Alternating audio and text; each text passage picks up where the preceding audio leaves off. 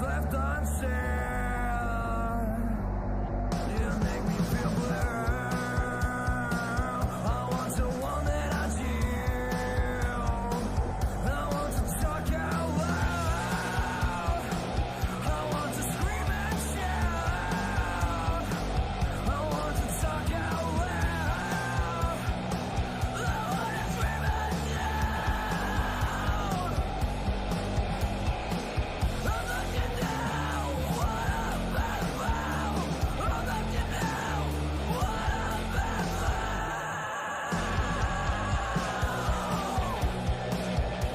One thing lives inside of me.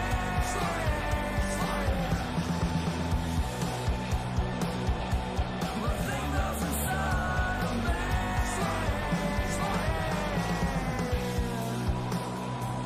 We used to set this world on fire. You used to take me higher than life, but I got to let go.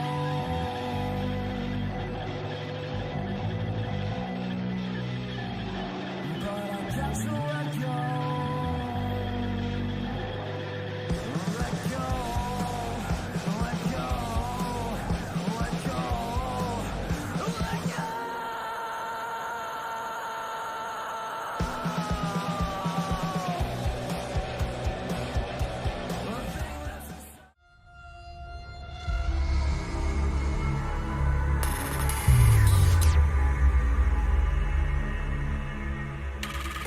There is a place very far from this world,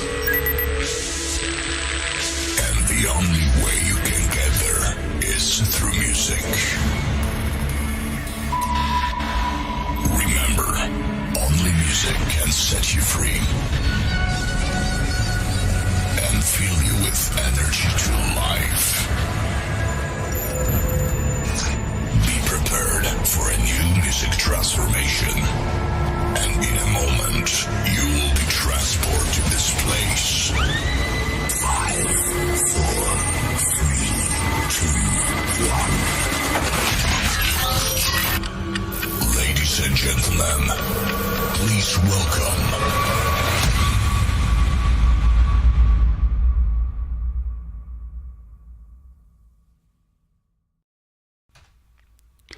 Hello, people of the interweb. We are hopefully live and you'll be able to hear me, unless I'm an idiot. But welcome, people of the interweb. I'm the music addict, but most people call me Christensen. And this is something completely and utterly new for me and for all of you guys. I'm starting up a podcast called Up Close in Music. And my first guest is none other than the gear god himself, TREY XAVIER. Heyo.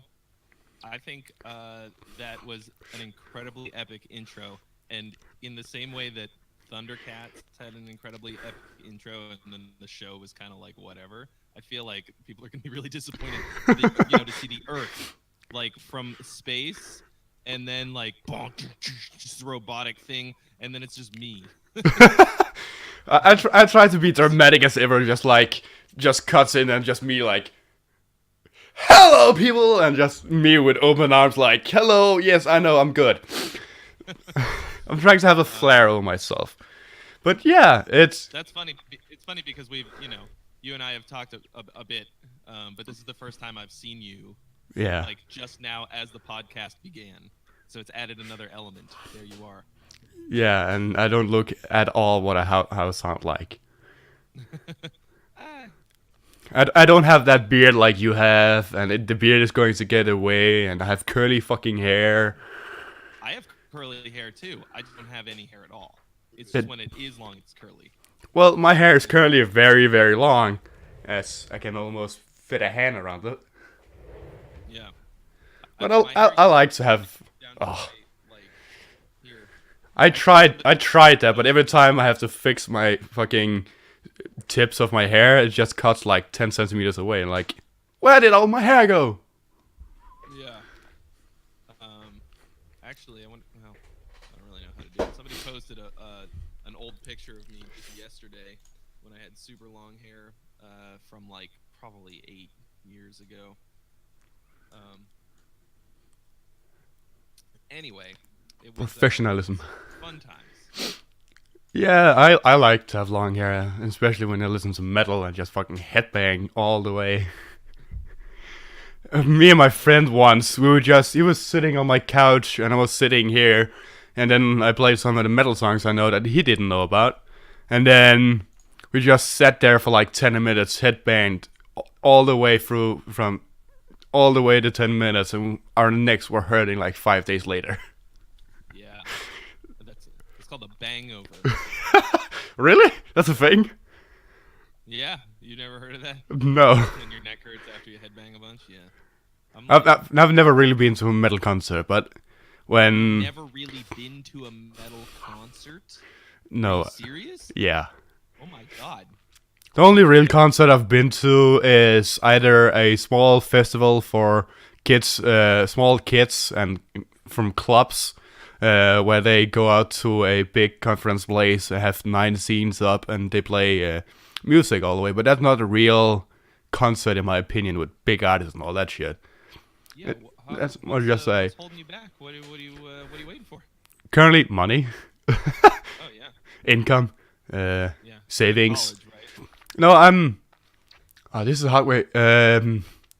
I live in Denmark, so our schooling system is, as I've found out with some of my other friends, is completely and utter different.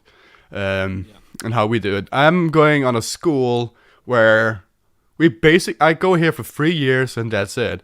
And the basically thing we learn here is how to live as a grown-up, how to pay taxes, how to all that shit, and how to have an identity in the work environment and figure out what your flaws is before you go out. Wow. Yeah, and I really... That's a great idea. Where Well- the fuck do I get that? Well, Mr. Xavier, you can start up your own school. Do they teach? No, I need to go there. I don't need to.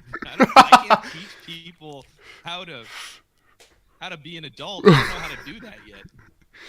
Well, we think we still have some room left, so... That sounds great. How to eat broccoli 101. Yeah. How to cook food 101. No, How to have a nice looking lawn so that you're not the Yeah. embarrassment. Of, the way we are doing it here is that when you start, you're going to have a room, like a... how do you call it in America? You share a living place with multiple people, like 3 people. And then you share the bathroom and the kitchen and the living room, and then you have your own room. That's when you start up here.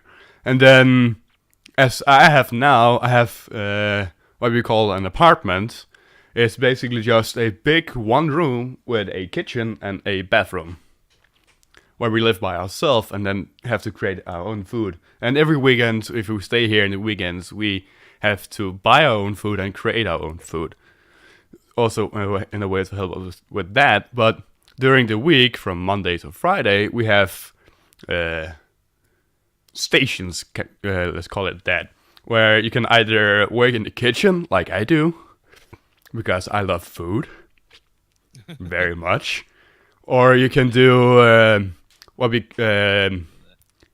gardening kind of thing, where you also go out and cut trees and you make firewood for other people. Our school is set up that people from out in the world can buy stuff from us, and we make it for them. oh. So it's not so much school as much as you just have a job. Yeah, it's more or less just me having a job, and I Oh. get to live at the place. They're like, come, we'll teach you how to be an adult for free, and then you're just a slave. It's just I get paid for being here. you get paid. Yeah, our schooling system is so... Just have a job. This is Yeah, going at school. It's like that's it's technically a school, but in our country, that some of the schools you go to, you actually get money for going for it.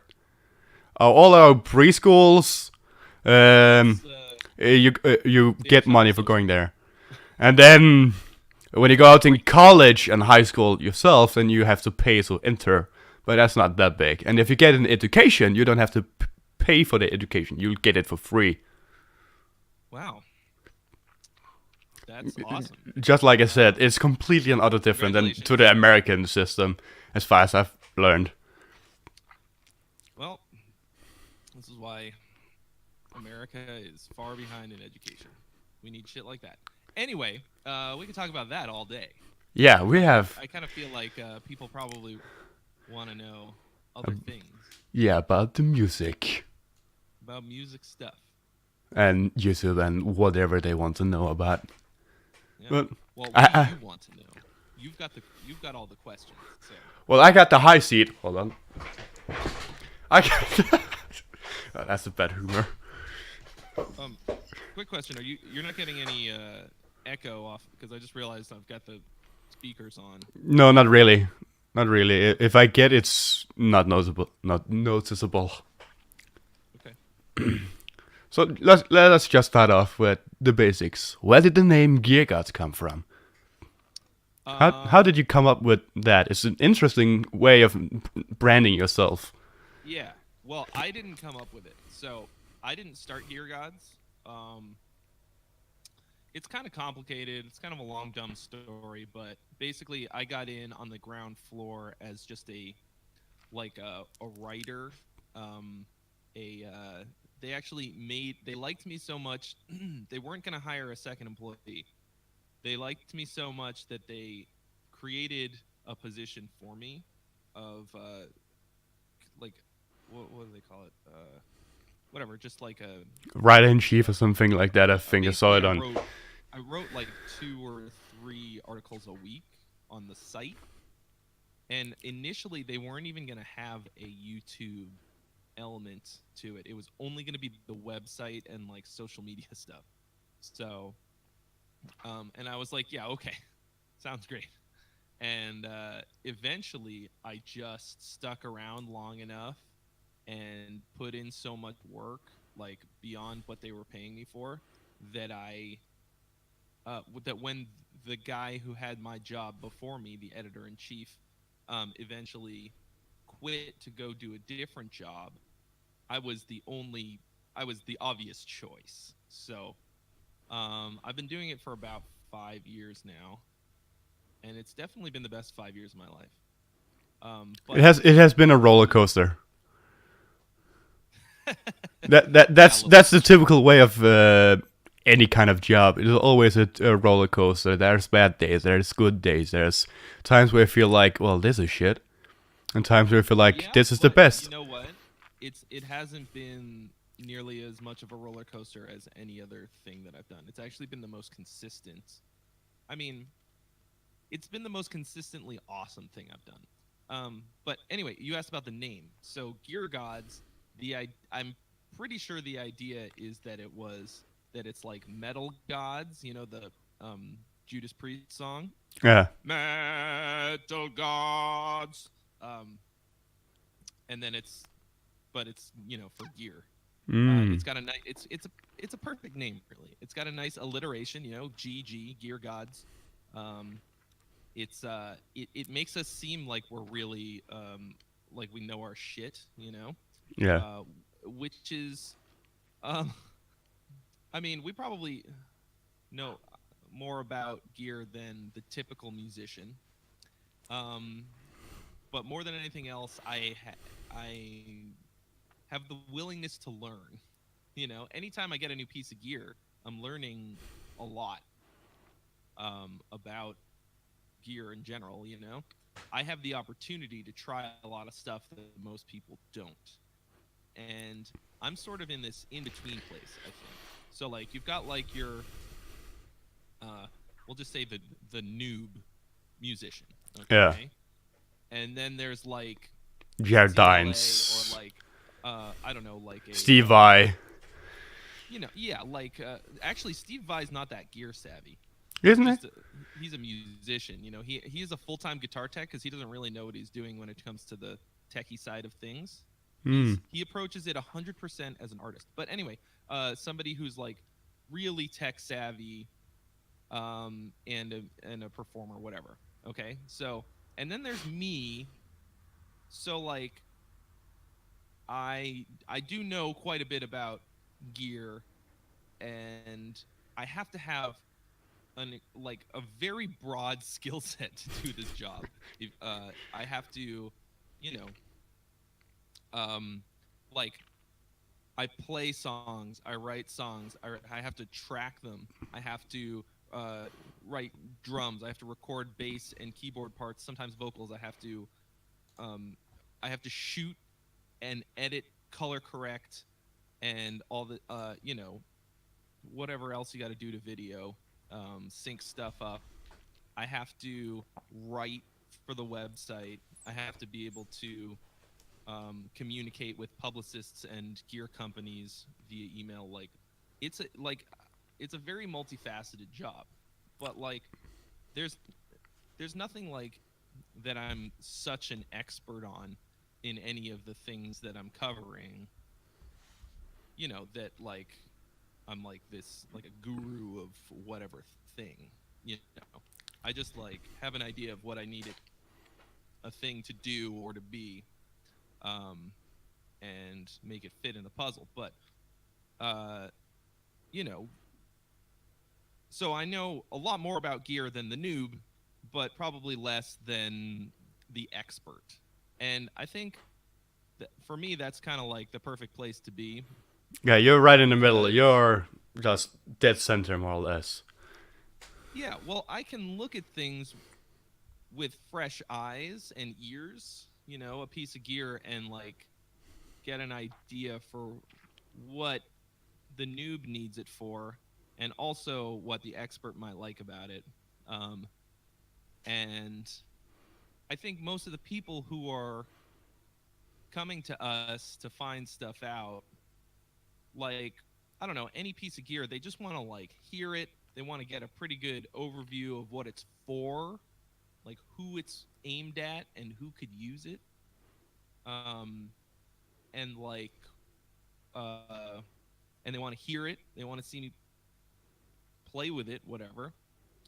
And I feel like people who are at a really high level really know what they're doing, or like are just the serious experts, are either like super good at like one thing, or they're just so fucking busy they're not going to start a YouTube channel. They're getting so much work that they can't dedicate that kind of time. I was okay, like recently, Kevin Antresian, formerly of the Dillinger Escape Plan, and an engineer at Backroom Studios. Hold on, I'm just excuse me. Bless Great you. engineer, amazing guitar player, and super cool dude, who I like a lot. Started a YouTube channel, and he did some gear reviews, and he's doing, but like, he's a working engineer. He owns his own studio, and he's recording bands in there all the time. So like, he's not gonna have, like, he's probably better suited for this job than I am. The sounds that he got in the demo for his Friedman, I think it was the what was it? Whatever, the Friedman amps, the blue one that he reviewed. I couldn't stop listening to the demo. I looped it back over and over again because it sounded incredible. I was like, I never really liked Friedman amps before this, but you made it just sound amazing. And like, he probably like, he'll probably upload like once a month or whatever. He should definitely be doing this job. But I'm here with my hands on the gear every day. It's always something new, and we're we upload 3 times a week, and we run a whole website. So like, I like where we're at, but calling us gear gods, it opens a lot of doors, man. Like, oh, gear gods, oh damn, they're here. Gear gods Yeah. here now. Oh, Well, I have Gear Gods in the title and have 6 people watching currently, so yeah, it works. technical. Let's see who they are. Six- I can actually see them. 6 I see a- people. Let's see your. Hey, Why goddess. don't you drop some love in the comments section? I'm not seeing any. There's nothing in the Yeah. chat. Also, I forgot to say it in the intro that all people can comment with questions if they have any. You, of course, can also ask me questions if you want to know something about what I do or whatever in music, tips and tricks and whatever and that. But yeah, I'm aiming at this as more like just two dudes talking about music and gear. That's currently what I'm trying to aim at least. Yeah. That sounds great. We're kind of already doing that. Actually, I'm Yeah. just talking about myself mostly, but hang on one hot second. Yeah, I'm also currently on my phone trying to get on Discord there so I can see if people is typing there because you're currently using it on the computer. So if I'm looking down people, that's why, because I have Discord open on my phone. Watch two guys on their phones. This is a great interview. Yeah, just an hour and a half or whatever time it takes, just... I just had to tell my bandmate that we had to move the thing that we're doing, putting together our in-ear monitor system. We've been working on for many weeks. Yeah, I saw the live stream. Oh yeah, that was a bit of a mess. We got the thing that we were missing, so now we're gonna finish it. We're not gonna Now we can finish it. Starting off the fucking live stream with, that's the backside, hold on. See? Gear gods. It should be in quotes. Yeah. Just change the title from Gear Gods to Gear Gods. So every time you do your intro, so hello gear model to Gear Gods. Dude, the fucking it's a double-edged sword because if we fuck something up, every comment is oh Gear Gods, cool. This is you would think with a name like Gear Gods they'd get it right. We have a video on our channel called it's like one of the very first videos we ever did. I had nothing to do with it, but it's Steel Panther. It's like the top 5 riffs of all time with Steel Panther. It's really fucking funny. The whole thing is like they're sitting there and they're like talking about the greatest guitar riffs that have ever been, and every time you think it's gonna be like Jimi Hendrix and if they're all Steel Panther songs, but the audio is like real shitty, and so like 60% of the comments are people being like, "Oh, Gear Gods don't know how to use a microphone," like all this shit. You should do a kind of inside joke to it when you on your next video or something. You just start off with, "Hello, Gear models, welcome to Gear Gods," and just continue it from there. Gear Gods, where we know what we're doing. Yeah, just poke fun at people. I like to just like on the when I'm driving the car or some shit like that. When I'm trying to get out of an intersection and I can see the guy is good far behind, and they speed up to try to get in front of me while I'm driving out. I like to get a bit slower and be a dick. I know I'm being a dick, but I like it. So make sure that they can't overtake me and just do it at slow speed so they will just fucking piss themselves in anger. Just to learn them that you are not your life is not more important than mine. Everybody's life is equal important when you're behind the wheel of a car. It's good to know that even in an advanced civilization like Denmark, people still drive like fucking assholes. I actually think that our country is topped as the worst drivers in the world. Wow. We can't do simple stuff like merging. We can't figure that shit out. We don't know how to do it. And I'm serious. Every time you just have just a 2-lane and just like 5 cars, they don't know how to merge. They just drive right next to each other and one stops. And then the other one just keeps moving until they find a spot, and they just pop right in and just like, fuck you all, and just keep moving. Wow. Sounds like you need a school for that. Yeah. It's called driving school. Which is the worst drivers in America by a long shot. I actually think I've heard about Glendale. The name sounds familiar, at least. Everything else about Glendale is great. I really like it here, but I I have no idea what it is. People here drive like fucking assholes. So that sucks. But what are you gonna do? You know, everywhere is gonna have some kind of problem. I live in a pretty nice neighborhood, and it could be a lot worse. I can walk to the mall.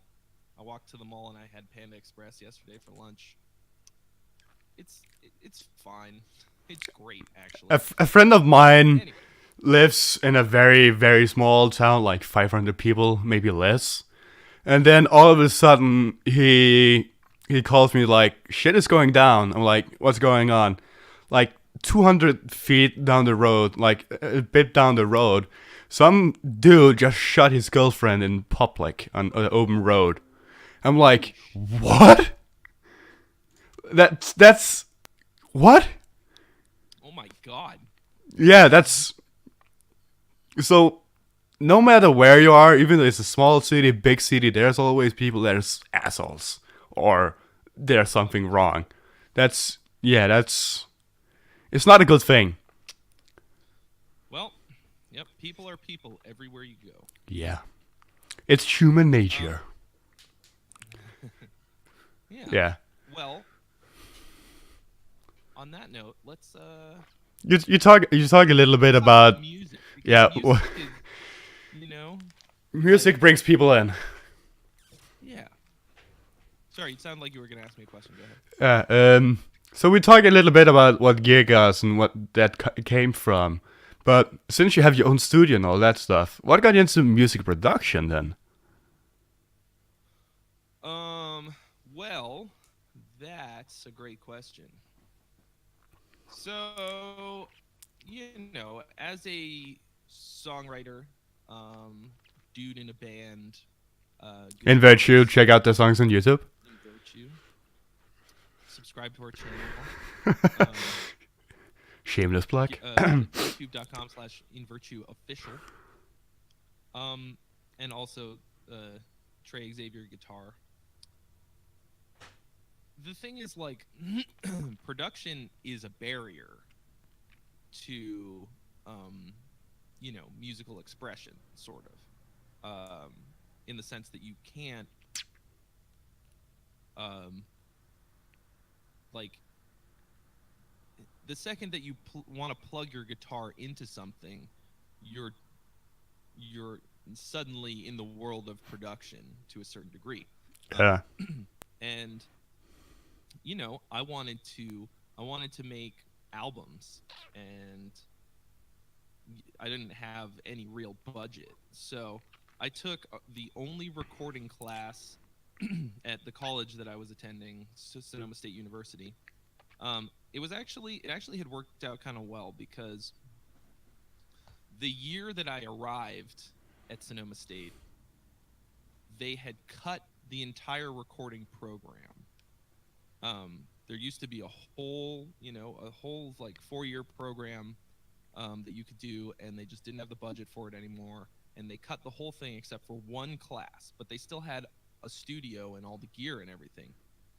So this one class was like, you go once a week, they show you how to use the gear and not break it, and then they just give you, as soon as you like take the test and check out that you can use the gear, they just kind of cut you loose and gave you Free a reins. block of time in the studio by yourself. So I took the late Friday slot, which nobody else wanted because everybody else wanted to go out and party on Friday, but I'm like real boring. Yeah, I'm that too. I'm the guy who doesn't like to go out and party. I don't see the reason why. I would just rather sit in my comfortable chair or couch with a bunch of friends and just listen to music and crack some beers. That's what I like to do. I don't So- see the reason to go out in the city and just fucking hear tons of techno music playing in your ears and you destroying your head with yeah. Yeah, exactly. So I was a bit on the boring side, but I went in on Friday night, and we were only supposed to get 4 hours, but like nobody was coming. Nobody else was gonna come after me, so I would be in there till like 2 in the morning, you know. Um, and that's how I recorded our first EP. Now, I didn't know anything about like everything that I did, I figured out on my own, and so the results were pretty whatever. Um, our our first two albums don't sound that great. Uh, some aspects of them sound good, but it's just I mixed the first one with no understanding of what mixing was. It I, just I'm I'm started I'm still off. mixing with zero to nothing uh, experience or knowledge, but I know some few, very few stuff, and I know how to do it, but I don't know how to make it sound good. I've just mastered how to mix drums, just master it, more or less. It's um it's something that like it seems pretty easy, and then you get into it and you're like, oh, there's all these little things that I didn't know about. You know, it's and I just didn't. Anyway, so it was the sort of learning that I didn't know anything that was the most important part. Like going, oh wow, like you can't just plug into an amp and go, or like whatever. So the most important thing that I got out of all that is that I got Pro Tools. I worked with it a lot. Um, I got good at using it and recording myself, um, and learning about like recording DIs. I remember we were gonna go and record at a studio, and we talked to the engineer, and he was like, you guys need to record DIs, and then you'll come in here for a day and we'll reamp everything, and it'll save you thousands and thousands of dollars. And I was like, wow, that's a great idea. And so I went home and I ordered a DI box, and he was right. It was super easy. I just Still logged didn't mine figure it right out then. into the 18920 from Focusrite, and it still sounds okay. Yeah. Um, might even sound better than the DI box I was using. Excuse me. Well, if So, you listen to the demo I set up in the Discord, then you can check out. oh yeah, I'm going to. I haven't yet, but I will. Exactly. So like it's funny because now I can get like 100 times better sounds than I got on that album out of a plugin. Yeah, that's Especially kind of with less. insane. It's kind of Oh yeah, insane with how the plugins is just evolving the last couple of years. it's From silly. And the fucking free ones like I have Emissary. That's the one I use for guitar Emissary. tones. It's so fucking incredible. I What the think hell? this the sound I just did with the riff song that I also posted after with the SoundCloud link. That's pure Emissary and Lancaster Audio impulse response. And Oh yeah, which Lancaster ones are you using? the Pulse, Oh yeah. I think it's called. Yeah, and then I found some free responses. I have the way my sound is on the guitar I'm using, or guitar set thing I'm using. I have one side is a is a SM57, and then the other side I'm using two mics because I like the mix of it. Is an 421. Hmm. And it sounds fucking awesome. And with the Emissary coming through with the settings I just found, it's incredible.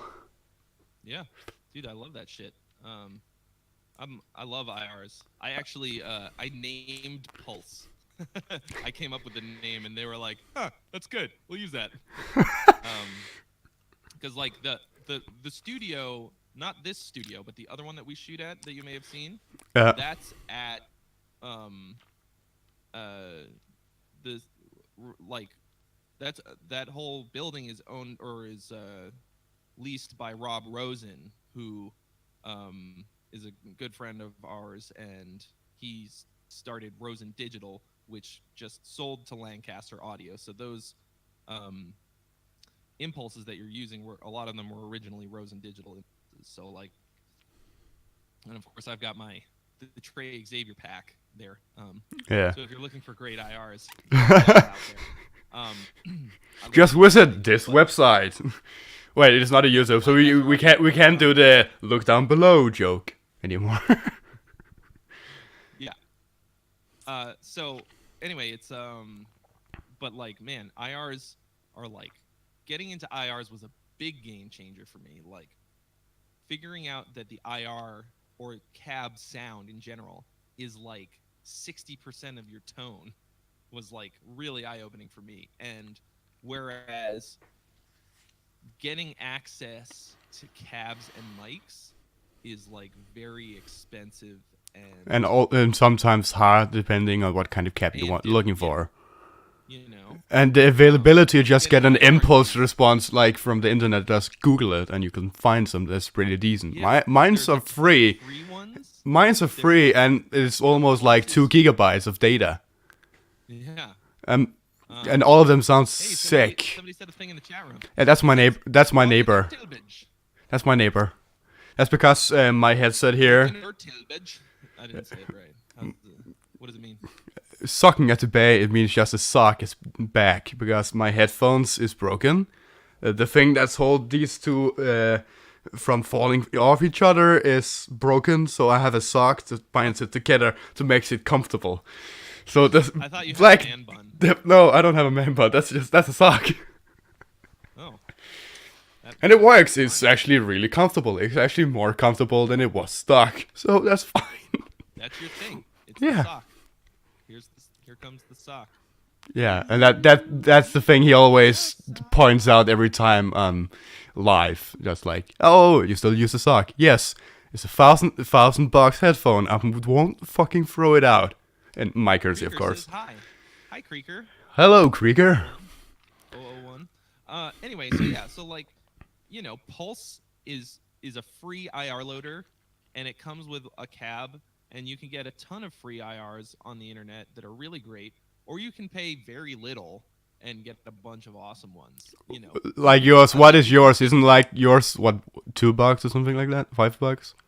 I can't remember. Well, the whole pack I think is 40, but it's like it works out to like $5 or $6 per cab, and that's with 3 impulses per cab. Yeah. And I actually have created and have not yet released a bunch of IRs through Lancaster that we made that are mine. Those were just the ones that I used from Lancaster. These are going to be ones that I presided over. But point being, it's like if you think about how much a good 4x12 cab costs, like new probably $1,000 easy. Like a Mesa like Recto cab, the oversized one's probably like $1,200 brand new.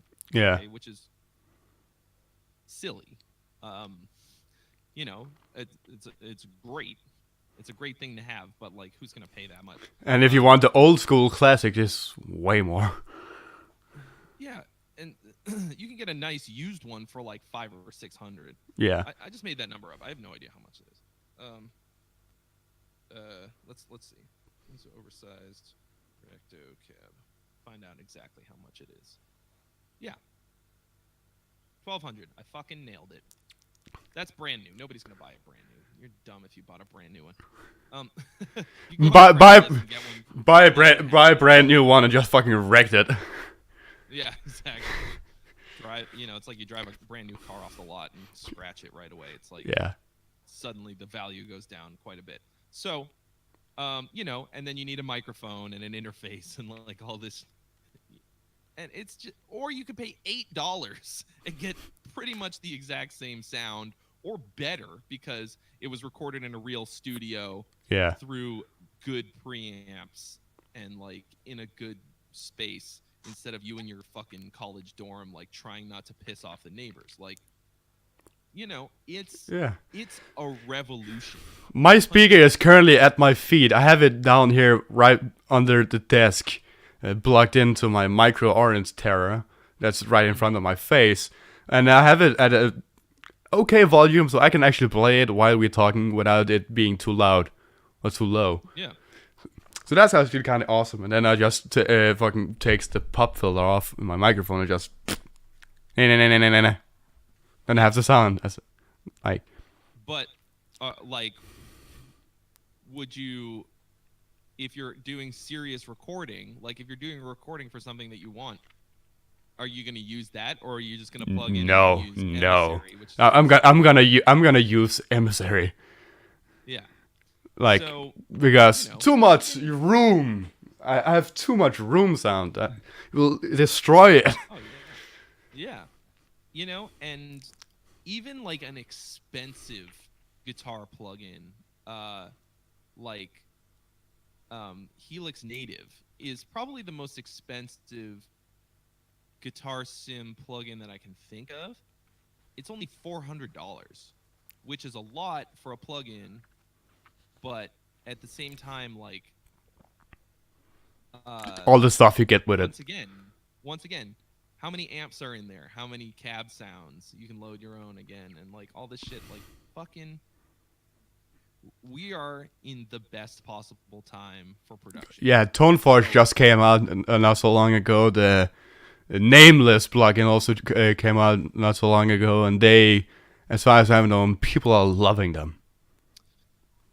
Well, I haven't tried Nameless yet. People are going nuts over Nameless. I've seen some few complaints about it, with it I being just too put out a bland. video this week Yeah, I saw it. about, The ToneForge. I think it's got a ton of amazing features. Yeah, it's incredible detail. It's like There's so insane. much stuff in there. I don't think it sounds that good. Well, if you have seen Robert's review of it, he's a fucking god in finding sounds. He found fucking incredible. Yeah, and that's also again that's with all production and value and all that kind of shit is. Not everybody can make it sound the same. You had the same plugin, the same pre-audit, and you got a different sound than he could. Yeah. That just shows that. A much better guitar player than I am. Well, I see him as a god on guitar. I see him as the modern day CY, more or less. He's incredible and he's intuitive, and the way he writes his riffs, it's mind blowing. The kicker is that he's a super nice and cool dude. I've never met him. My friend says two of my friends went to London to one of the Dorje shows, and the lucky fucking son of a bitches also got VIPs, so they also went backstage, met Rob Chapman and Rabbi Masad, and they are actually in fucking Chapman's vlog. Like, that's hilarious. You'll see both of them when Rob Chapman says "fuck her," more or less say "fuck her in the pussy" in Danish, and you can just see the fucking face of just like, wait, what? The surprise on the face. I fucking died laughing, and then just immediately texted them like, "Your fucking faces." So I met him. Well, I've met him a couple times at NAMM, but the time that I finally got to actually like spend time with him and hang out was when I was in Norway filming with Leo for our cover of "Wake Me Up." Still a good cover. Sounds really good. Thank you. It was incredibly fun to do. Norway is fucking beautiful. I'm going there and again next year. Oh, you lucky. More or less every school, high school kind of tier in my country go on skiing every year. Once a year. They go out skiing, and we're going off to Hafjell up in Norway. That's like 6 hours now. Yeah, Hafjell. They did Olympics and all that kind of stuff up there. That's like 9 hours away from where Leo lives. Oh yeah. Right around the middle of the country. I went to Stavanger to, for a couple days with them because they were doing the Frog Leap live show. So and you did the rig there. It was super fucking sick. I'm so pissed that they haven't money to fucking buy it. My plan was to go up and watch it, but no, I couldn't find money for it. Or save up money for it. Like, Poverty yeah. sucks. I feel you, man. If Like I get to go do a lot of cool stuff because of my job, but if it wasn't, um, like I'm not like buying plane tickets to go do this stuff. You know what I mean? Like yeah, it's like I get these trips like covered because of the job. But I don't like have money to buy stuff. You know? well, the monthly income I get more or less is like $900, and that's before taxes. Yeah. And we have a 39% tax rate. 39%. Yeah, but all of those money goes directly to free healthcare, free schooling, all that, free education, all that stuff, all that lovely gem we got in my country. Well, So I'm not complaining like I mean, every other it's people in my free country. if you're just paying for it, but I mean, I'm not gonna. Yeah. You know, we don't have to get into politics, but that's great. The difference is with if I broke my leg, I don't have to pay like if you have in America to the hospital bills and all that. We don't have to do that because we already do it through our tax. But that's basically just it. We just make it simpler for ourselves. Yeah. It is. It is simple.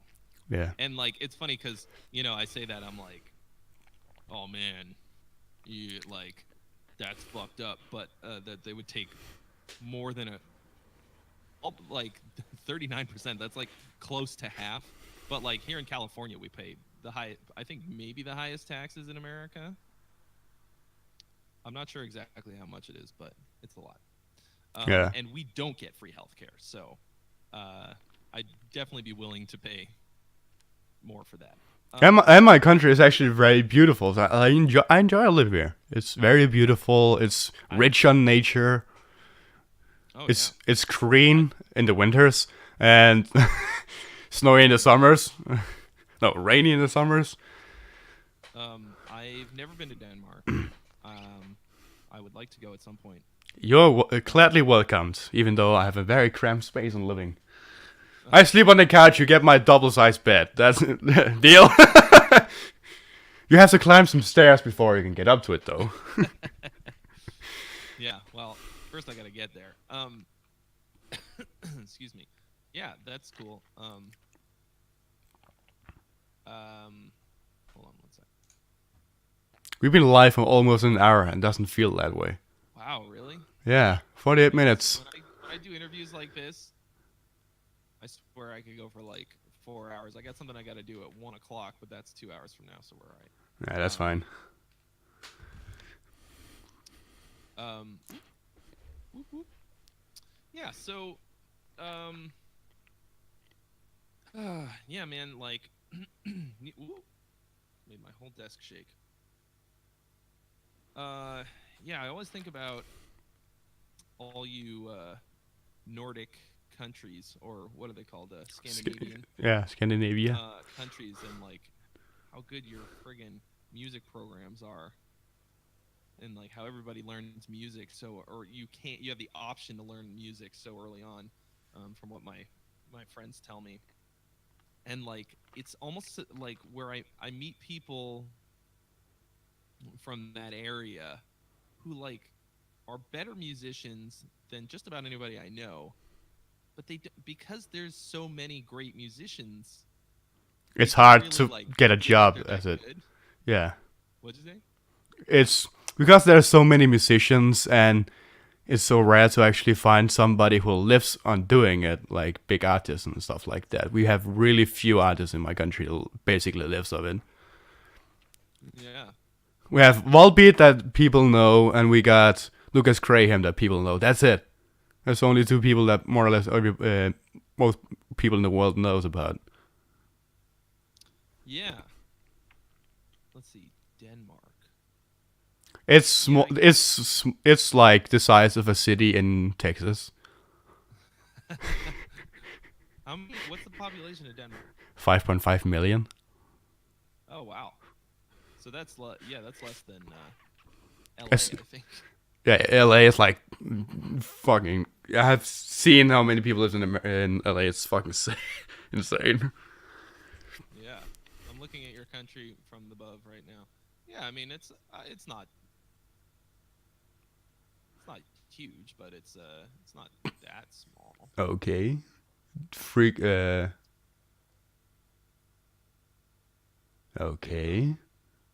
Let's see how many. What are we at chat currently? Like. Just 4 guys sending me links, and all of them is saying, "What do you think? What do you think about that?" 5 guys. Are you being spammed right now? Dodo Ferric is Gaver.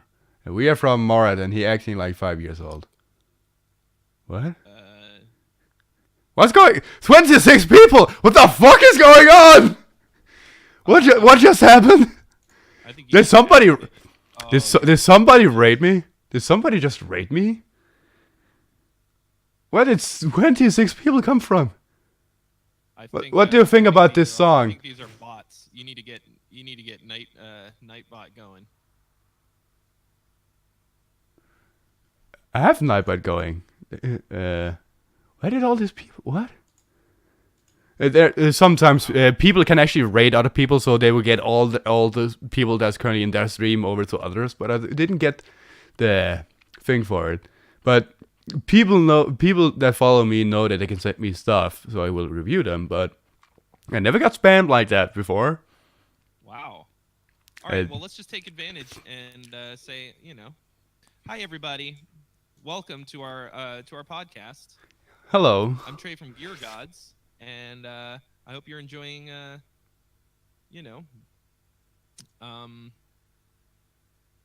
our interview that we're gonna be continuing. Oh, why is it? Oh no. Why is everybody saying that this distinct person is gay? And want me to say it? I wouldn't say anything. I'm just don't do what they say. Well, Twitch chat is a bit different than the YouTube comment section, as far as I know.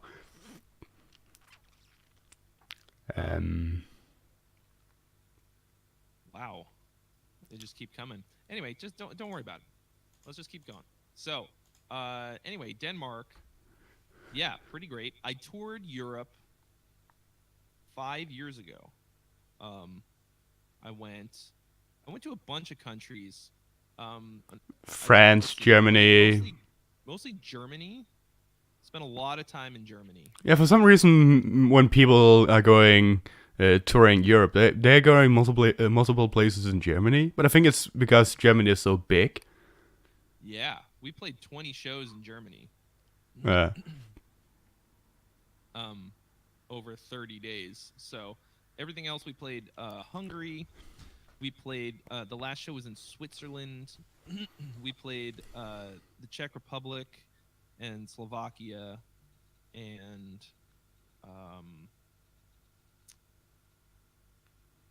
where else?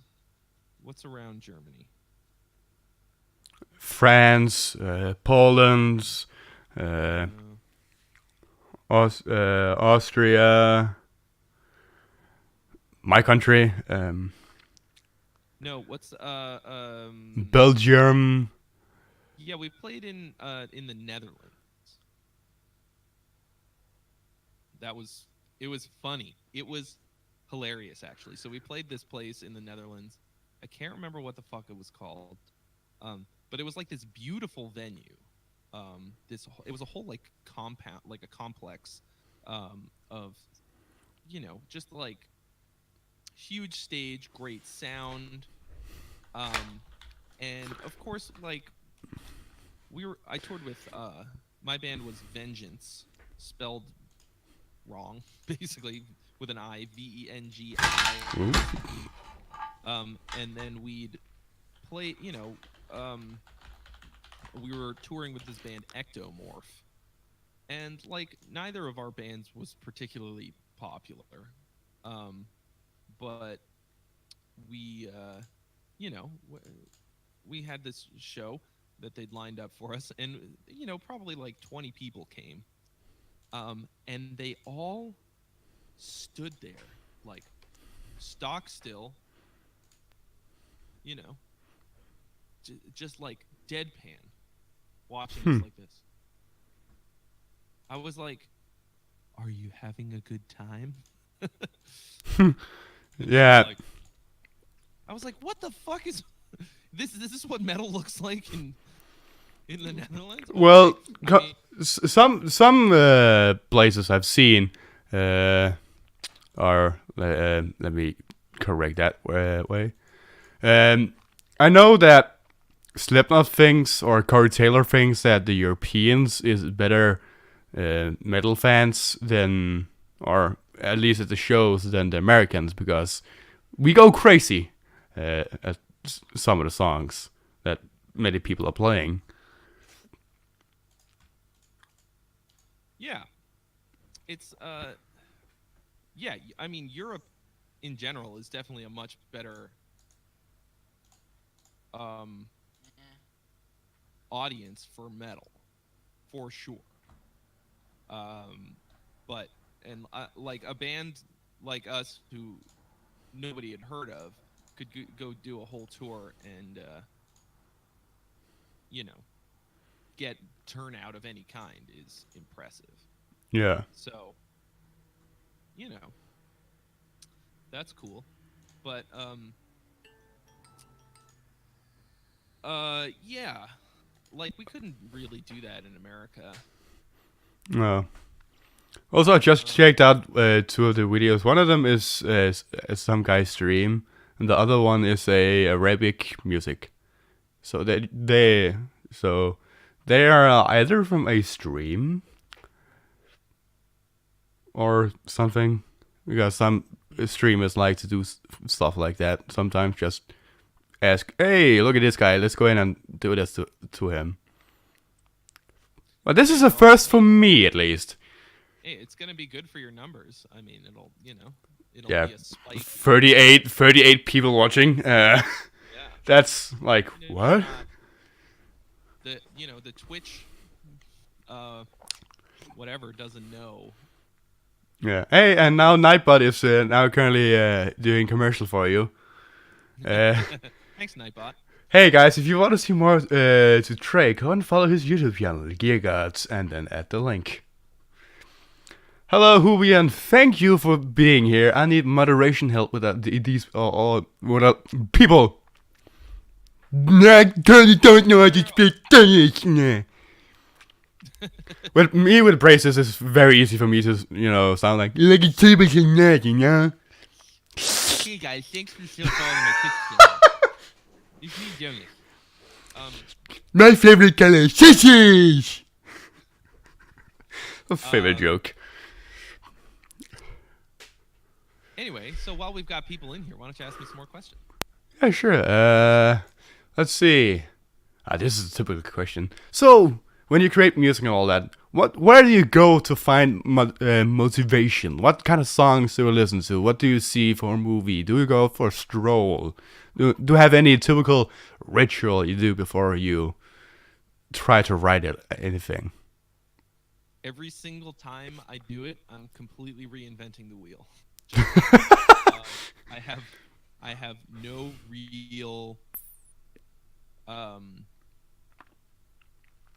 process. I have a Pro Tools session file that's set up like a template so that it's easy for me to just go. But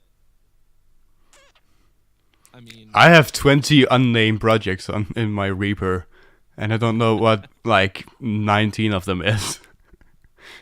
yeah, well, you go in there and it's like new song 1. Grindchild ID 1, 2, 3, 4, 5, 6, 7. Yeah, you got that's a typical composer songwriter problem. Having all these riffs and don't know what you want to do with them. I have. So if you've seen my my stream. Yeah. Go follow him on TREY XAVIER Writes on Twitch. TREY XAVIER Writes on Twitch. Because professional. Get the rabbit. Okay, that's my thing. Get the fucking rabbit, and all that means is, anytime you have an artistic impulse, you follow it all the way down to the end, and you follow it all the way down the rabbit hole. and you get the rabbit, and you find out if the rabbit is any good. Until And get then the you rabbit, start eating it like Smeagol! You just said rabbit and immediately think of the scene where fucking Smeagol from... yeah. Yeah, it was just... the rabbit is so delicious.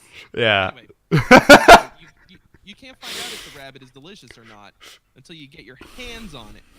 Make it a beautiful stew. Is to go all the way.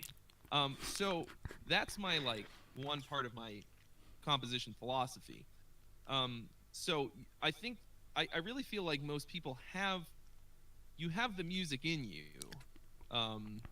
We're all exposed to music from a very early age, and you grow up hearing music everywhere. And I grew up as an infant in my mother's tomb. I was still in my mother's womb when they went down to fucking Berlin to watch the Pink Floyd concert, The Wall. oh wow, there you go. And Like, you unconsciously absorb all of it, whether or not you realize what's going on. When I was a kid, the first movie that I ever owned was Batman on VHS, and the soundtrack, the Danny Elfman soundtrack, is incredible. And I watched that movie over and over again. I wasn't thinking like, man, this Danny Elfman soundtrack is incredible, because I was 5 or 6 or whatever. But it still influences me deeply to this day. And so a lot of the things that I like, the sounds that I like that come out, are very similar chord progressions and harmonies and melodies to what he did in that soundtrack. So I think that that's true of everyone, and then you're just kind of regurgitating those ideas in different forms, in different ways. No matter what, we've got 12 notes to work with, right, in Western music, and the combinations of those, most of it's sort of been explored to some extent or the other. But your brain, you've got I want to call it basically like an algorithm. Your brain processes the music in a certain way, and when you hear something, if you just start off with anything, if you just pick up a guitar and strum a basic chord, and then you already have the start of the song you want to create, more or less. You'll hear the next thing that's like a possibility of something that could come next. That's a natural musician instinct. It's just you just strum and immediately think, oh, and this, and then it just comes natural with you. Then you just, and there from it starts. Look at Revere. It's so natural to him. He could just play one chord and then you know the entire song.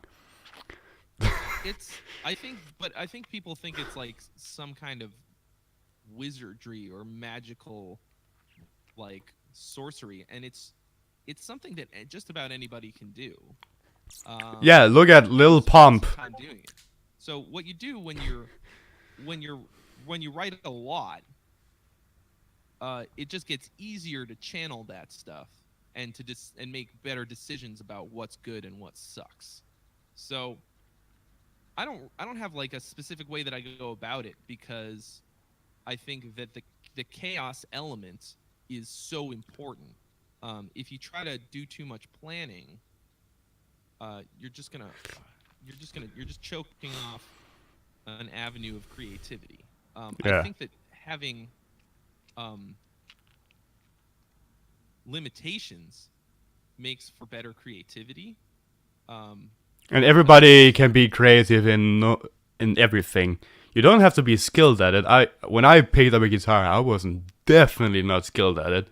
And now I more or less know the basics. I know how to write. I know some few scales. I know some chords. And you don't need more.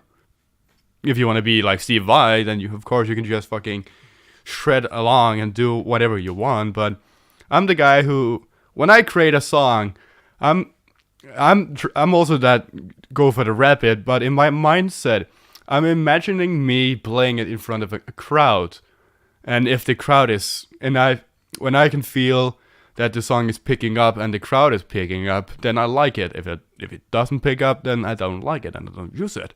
Or maybe for something else. But I always have that mindset of, okay, will this sound good in front of an audience? And then I just imagine it. And it works. I get some really cool shit with it. Yeah, there you go. So your mindset is very important when you're creating. You have to have well, you don't have to do anything, but I think that having a purpose in mind or a goal can help a lot. But I also think that is a limitation. If you're like, I have to write a jingle for a kitty litter commercial, okay, or kitty litter brand. That is a hard limitation. That's a limitation that wants something. And I think that's great. Actually, I like that. Usually, like, that actually helps me to write the thing a lot. Like, if I have a visual cue, or like, let's say the kitty litter brand is called Shitty Kitty Clumps. Shitty Kitty Clumps. Like, something like Shitty Kitty Clumps. It's the clumpiest one. Right, whatever. Like, it helps me to, it feeds the algorithm, I guess. Like, there's only a certain number of things that you can do, and then you're working within those confines, and because of that, your creativity shoots through the roof, and so you have to stay very open, but also not be scared of limitations and the element of chaos. So currently, my limitation is trying to demo a 12 songs album, like the first album for our band. Oh wow, yeah. And then because of the way that the music industry works, we're going to cut it up so it's six songs on each album, and then name it something. Because music industry. Like, I would start with a single. And so this is what we did. We already have 2 out. Oh, you already have 2 out? Yeah, the song Decided was one of them, called Slime by Crying Child. And then we have Crying Child from Crying Child. Oh, okay.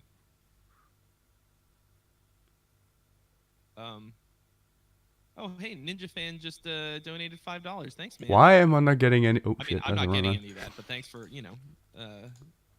I'm not getting any messages. Hold up. Can I starting- reload that shit? Recent events. Giveaways. Recent events. For some reason, nothing is popping up, but I know it's a text form. You can type it blue. And donation doesn't come up in chat.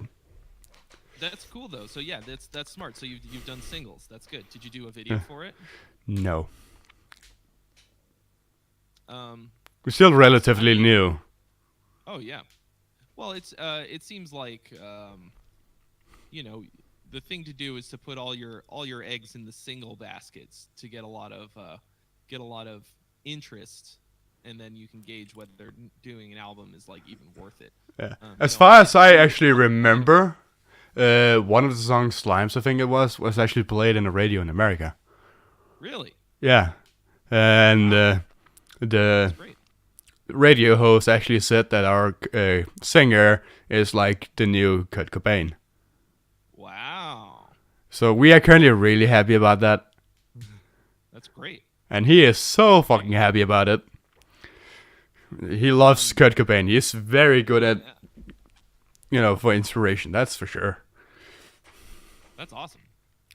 I just realized you've got your mic down, so it's not in front of your face. That's probably smart. It is more or less actually in front of my face. My camera just bit up. Let's see if this is better. Oh yeah, look at that. You can actually see my face now a little bit. I also do have a pop filter. I actually also do have a pop filter. I'm just currently using it as a counterweight because the SM7B is fucking heavy as fuck. Oh yeah. That, and I got a fucking shit in there too to make So, sure it doesn't fall I mean, apart. that's great. So you're doing it right. You're going about it the right way. I think, you know, like get something out that's high quality Yeah. that people will enjoy. And everything I'm producing, so that's also a challenge more for me by not also trying to create it, but also produce it and mix it and finalize it. Yeah. I mean, personally, like I think that doing everything yourself is kind of a bad idea because you're gonna want to like You hit a dry spell at some point, and I've hit it well two it's no times now. you hit a wall of what you can do at a high level. Like I don't mix, I don't do mastering, I don't do my own publicity. Like it's you, those are things that you should outsource to experts, I think. Yeah, but Even currently it's only the demos, and when we have all that done, and if we have money for it, we are going to a studio nearby where Volbeat actually recorded their albums. That's Yeah. like a 10-minute drive away. That's fucking insane, actually. That's cool. Yeah. I mean, I would just But studio time is always a bit expensive depending on what you're trying to create or how long it's that's going to why I'm take. saying, like when you do that, you could spend. Let's just make up a number, okay? Let's say you could spend, if you have $10,000. I guess in your case it's euros. Crowns? No, we have crowns. We are a different system. We have our own currency than the rest of Okay, so Europe. let's say you've got 10,000 crowns to spend.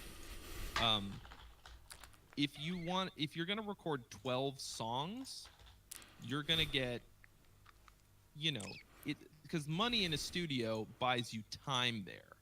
Yeah. You could spend your 10,000 crowns on 12 songs and get a whole album, but it probably gonna be like, and you're gonna put like quality wise compared to if you spend your 10,000 crowns making 2 or 3 songs that are mind blowing, and you save the rest of the songs for later, you like you're gonna get much better quality. You can spend the money on getting them mixed and mastered by somebody who really knows what they're doing, and then you spend the rest of that money on promotion, Yeah. and that's really how you're gonna launch your band. As opposed to and I'm saying this because I did it the other way. So you more or less recorded did it the way I'm 10 currently doing it.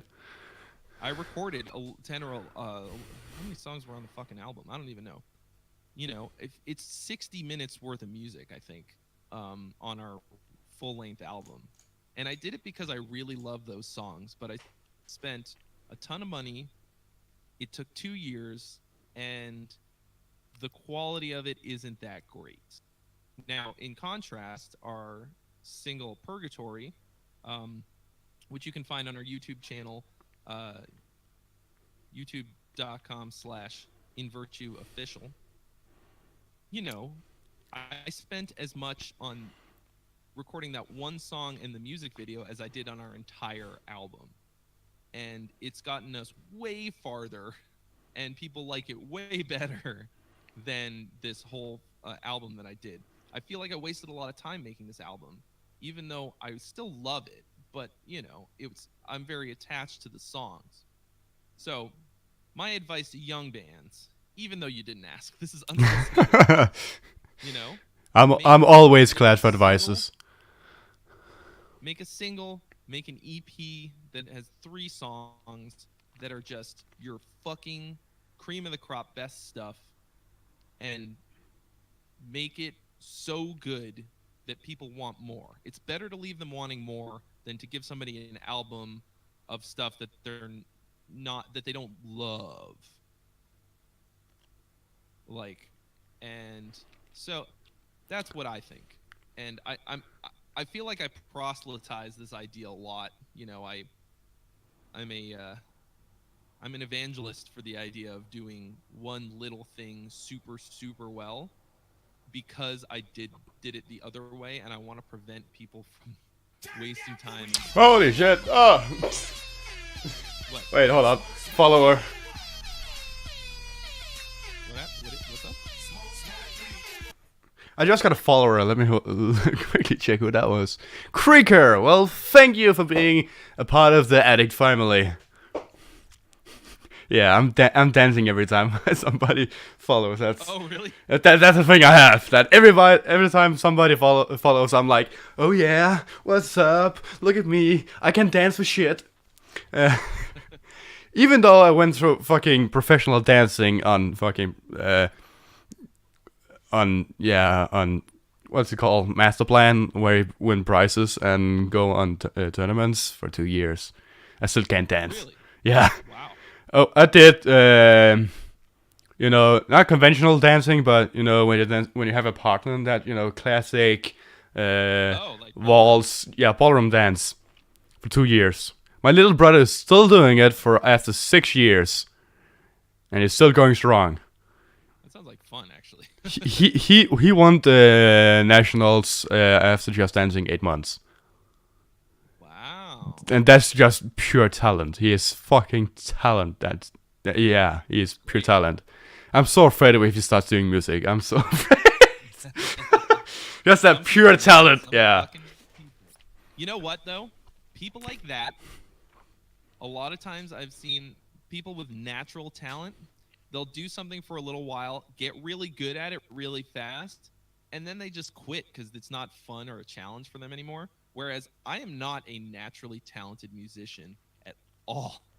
Every single thing that I can do in music, I have struggled for. Like, fucking struggled. So here I am, 22 years after I picked up the guitar. And More than I've been alive. yeah. How old are you now? 19? I'm turning 20 in 2 months. Yeah. So that's, and I still pick it up every day, and I'm making it my career, And the people that I knew, or that I know that early on picked it up and just could do it, they don't really do it anymore. And they definitely didn't make a career out of it. So I stuck around. Yeah. Let's see. It's funny to me because I bet those people are probably still better at the guitar than me, but I'm more successful or whatever than any of them ever were. I can't think of any of the people that I went to school with who played guitar, who I looked up to, who do it professionally at all. Like even a lot of the people that I went to college with for music, like wound up being dental assistants and stuff, which is fine. But I just, that's where the love aspect comes in. I love it so much. And it's very important to me. And because I struggled for it so hard, it means a lot. Like last night, I'm sitting there like, 12:30 at night, trying to get this fucking part down. Somebody who can just pick it up and do it might not care as much. So I think the struggle gives it so much meaning. Yeah. And the amount of work that you have to put in to get good at it.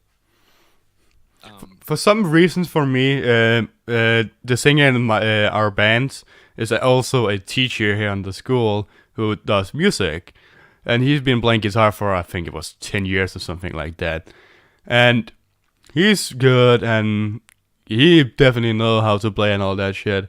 And I started playing guitar for 2 years ago, and I can look at a song and play it for 10 minutes, and then I know the entire song on guitar, and then I can play it. But even though I have this talent for fast learning, I still love it. I adore music. Everything I do is basically just about music. I eat, sleep, and shit music. That's what I do. And even though I've learned decently fast and some stuff, I'm still going strong and still struggling. I'm still struggling to do a solo and basic scales. Well, that's, I think if you pushed yourself to do harder and harder things, you'll find the point at which you're struggling, and that's where you're gonna find the bleeding edge, the hard part of what you need to do. Currently, the hard part for me is playing the scale Yeah. at a decent speed, Well, at least. here's another opportunity for me to plug I have a guitar scales course that's going to make your life so much easier. It's called Relation Shapes, and I broke down every scale on the guitar, more or less, into a system that is incredibly easy, and you can just it's all the scales, all the modes. It's gonna change your whole life on the guitar. It's called Relation Shapes. It's on Udemy. I'll find a link real quick. Yeah, I actually think I've seen the commercial you did for it, or Oh yeah. yeah, and seen you talk about it on some of your I watch your videos, dude. Thanks, man. I appreciate that. I can't remember how long, but I definitely watch your videos. I really like the Rick series because sometimes it's really amazing to see that what people are actually using, compared to what you actually think they're using. Like Sinister Gates, he did a switch from his Hellwind Schecter built, custom built amp and everything to an Axe-Fx. Yeah. And I'm blown away by it. That he did that switch. When you're playing at the kind of level that he's playing at, you don't having a full blown amp stack and everything it makes almost no difference. The size of venues that they play, what's a 100 watt amp going through a 50,000 watt PA system? You might as well go direct. Yeah, that's true. It also makes life easier because you don't have that much to carry. Just look at Rob Chapman with his fucking small Kraken, and the same that Rabir uses, the Kraken. They're small, they're a bit bigger than a Micro Terror, and they still sound incredibly good compared to the size. I'm dropping a link in right now. I like the link Earl they have at the end. Oh yeah, you like that? Yeah. So, if you want to use that, I just gave you the fattest discount anyone will ever get. So anybody who wants to, that's a fat ass fucking discount. Yeah, wants to do it. That's definitely the spot. 14 euros. So, if you I want can't to remember. learn, Also, one crown as a 1 buck in my country is 15 cents in your country. wow. Yeah. So But what can you buy with a crown? I can buy a popsicle. Okay. If I want a candy bar, then I need 34 more. Oh wow. Okay, so a candy bar is 35 crown. Yeah, more or less. And then there's, of course, it's a big one, and there's a thick one with Oreos inside of it. So that's all right. Wow. Yeah. So that's anyway, just pumping my own shit, of course. If you wanna learn scales on the guitar, I have made it very easy, and for the price of basically one guitar lesson, Yeah. like That's 100 crowns for me. That's. Let me see how. crowns. Yeah, that's Spend on a guitar lesson. yeah. So a candy bar is 35. So it's about 3 candy bars as a guitar lesson. I don't understand how your money works. Yeah, me neither. It's a bit weird, but yeah. Yeah. So anyway, that's like that's scales is like I call it like eating the broccoli of Not everybody likes it. Not everybody likes no, broccoli. it's not about whether or not you like it. It's a thing that you kind of have to do to get to the fun part, to the candy of Yeah. of being able to play the music. Like a scale, I say this in the course. Scales are not music. Okay? Scales are just just like groupings of notes that work well together. It's not the same as music. Like you don't you're not like I love the song do do do do do do do do. I love that song. Like it's like, it's like a palette of different colors that you can use. And I like to make very colorful music. And in order to do that, I've studied a lot of different scale sounds and what to do with them, like what do you do with the double harmonic minor scale? Like just because you know how to play it doesn't mean that you know how to make music that uses that. It's kind of like when you're working in Photoshop and you can switch from RGB to CMYK and like you get different color palettes for different uses. Like that's kind of a bad example because I don't really know what I'm talking about when it comes to Photoshop. But Me neither. just like if you go to paint a picture and all you have are like basic red, blue, green, yellow, orange, black, all that, just the basic colors, you're gonna. It's hard to paint a really detailed picture, but if you have suddenly you have 10 different shades of blue to work with, you can get a lot more detail and color in your picture. You have more variation. So if you could do that, why wouldn't you? So that to me is like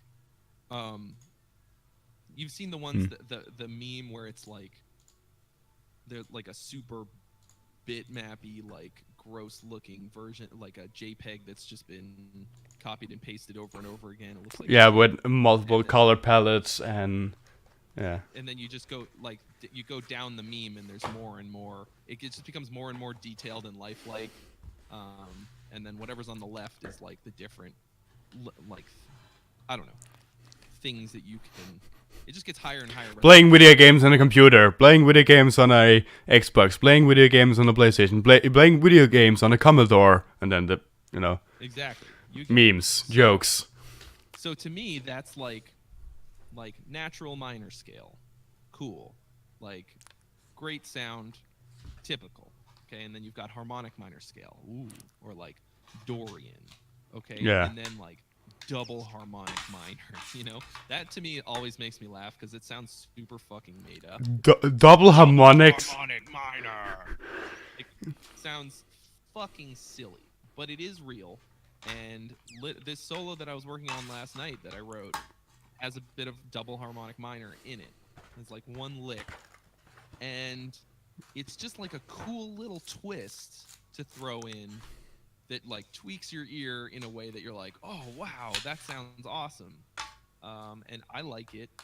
You could live your whole life as a musician and be very successful and never use the double harmonic minor scale. But once you hear it, you might want to use it. You've opened up, you take the red pill, the blue pill. I can't remember which is the one that. You take the blue pill, you'll stay in dreamland. If you take the red pill, you will go. You'll go with Alice down the. You'll go down the rabbit hole. Yeah. There you go. Matrix. Rabbit hole. Yeah. The red pill is the rabbit hole. You got to get the rabbit. Holy shit. Get the rabbit. Continuity is a fine thing. Kill the wabbit, kill the wabbit, kill the wabbit. So, yeah. Nick. What's up, Doc? The red pill is the double harmonic minor scale. Continuity. You're presented with the chord, okay? You have the 4 chord in any given scale, okay, or any given song. You can play just the regular old Lydian mode, or you could play the Lydian sharp 9 from the harmonic minor scale, or you could play Lydian dominant. Hold on. Sure. Thank you for being here when there was chaos winning down in my chat. So I'll see you guys. See you later, Huian. Thank you for showing up. It's my moderator. Bigger on the inside. So She is a Huian. I feel like people who don't like scales or don't understand scales, or don't know them yet. You don't even know what it is that you don't know. You don't know what you're missing from your musical knowledge. I know the minor and the major scale. That's it. It's like, what do you? It's like not knowing words to me. Like, how could you write a sentence if you don't know certain words or phrases? You know,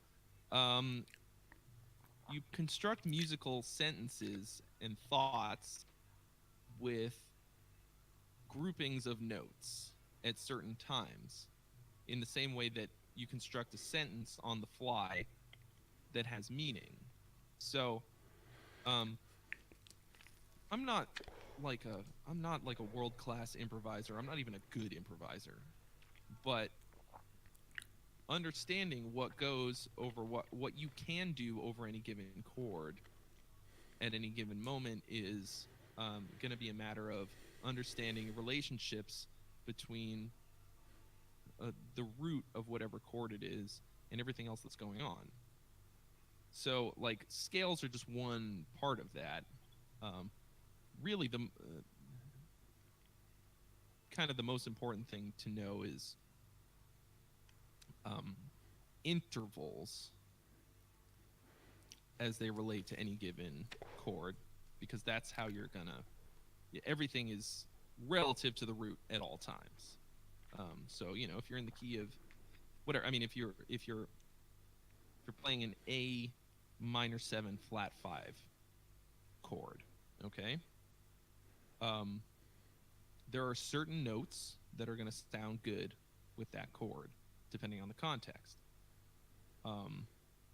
You know, the notes that are in the chord A minor 7 flat 5 will get you a long way. A, C, E flat. For some reason, Siri like that. What did I say? A, C, E 5 flat. And then G. No, yeah, G. Okay, those notes are guaranteed to sound good. They're already in the chord. And then you have like some leeway depending on what you want it to sound like. Okay. The other notes that could work are like, you know, if you're either gonna play a B flat or a B, depending on whether or not you're gonna play a flat 9 or a sharp 9, or I mean a natural ninth. And that's like a choice that you have to make. Like, knowing the scale is gonna let you know where to put your fingers. I feel like this has turned into a one-on-one music lesson. Hey, And here's Death Note. Wait, hold up. I have to get the guitar then. a lot of people pay good money. Not from me, but you know, there's Then you see E5 and then... there's like, oh, look at you complaining about having no money and then smoking cigarettes. Yeah, I'm actually currently trying to stop smoking. I'm buying a vape. Right now, it looks like you're not trying that hard. Yeah, I'm buying a vape next week, and that helps me try stop smoking. I've tried it once, but the fucking stick just went out of my pocket while I was bicycling, so it disappeared. So I'm buying a new one, and then turning it down. Yeah. Quit while you're young. Yeah. Quit while you're young. Save yourself a lot of money in the long run. I do this.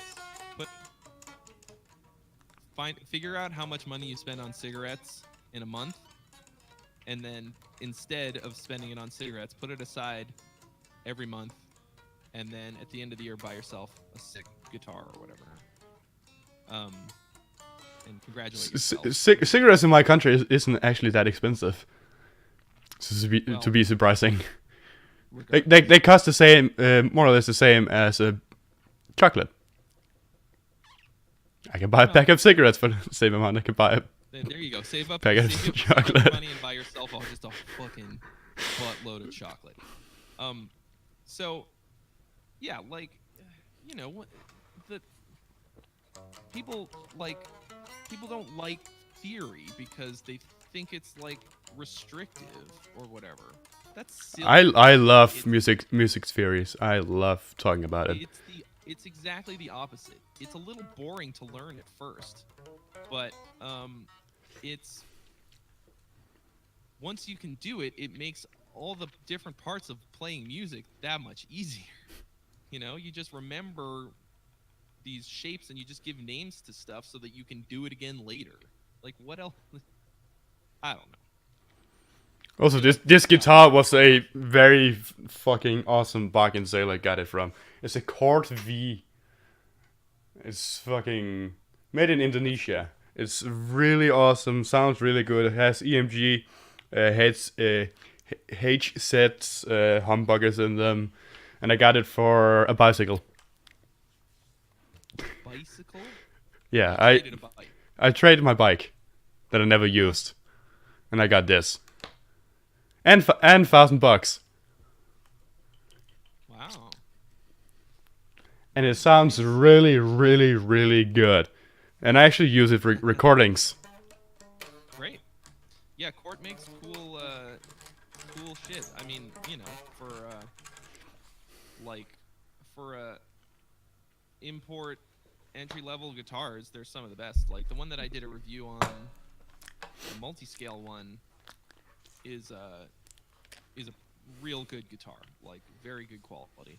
Yeah, and it has a Floyd Rose, so it's my only guitar with a Floyd Rose. Oh yeah. Currently. So it's a fucking pain in the ass. Yeah, it's a fucking pain in the ass. I've broken one string on it. I broke the E string on it, and I don't want to change it. Yeah. I don't want to do it. You gotta do it though. You gotta. Yeah. That's an eat the broccoli thing. You gotta. You gotta sit down and wrestle with the Floyd Rose. I actually love broccoli. Oh, you lucky bastard! I like broccoli just fine. Broccoli salad with bacon.